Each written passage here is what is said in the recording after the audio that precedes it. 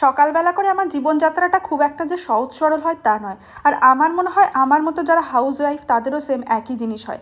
সকাল থেকে রান্নাঘরে থাকা, তারপরে আজকে জানো তো সারাদিন ব্যালকানিতেও যেতে পারিনি।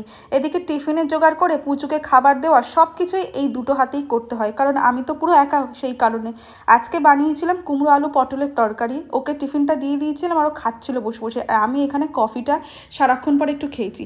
ও বেরিয়ে যাওয়ার পর ঘর বারান্দা মুছে সব পরিষ্কার করে তারপর আমি স্নান করার পর আবার আমাকে চলে যেতে হয় রান্নাঘরে, কারণ দুপুরে রান্নাটা করতে হয়। একসাথে এত কিছু করে উঠতে পারি না, সব কিছু সময়ের উপর নির্ভর করতে হয়। দুপুরে রান্না করে খাওয়া দাওয়া হয়ে যাওয়ার পর বিকেলবেলা বাবু যখন টিউশন চলে গেছে, পুরো বাড়িটাই জানো তো এইভাবে আমার ফাঁকা থাকে। তখন আমার সঙ্গী হয়ে যায় এই ফার্নিচারগুলো, একফালি ব্যালকানি আর পুচু। তাই ভাবলাম বসে না থেকে ফার্নিচারগুলো একটু মুছি, অনেক দিন তো মোছা হয় না, ভালো করে পরিষ্কার করেছিলাম। আর যেহেতু আমার ভিডিও ধরে দেবার লোক নেই, সেই কারণে ওইভাবে আমাকেই ধরতে হয়েছিল। তারপর ওই যে বললাম অন্ধকার ব্যালকনিটায় আমার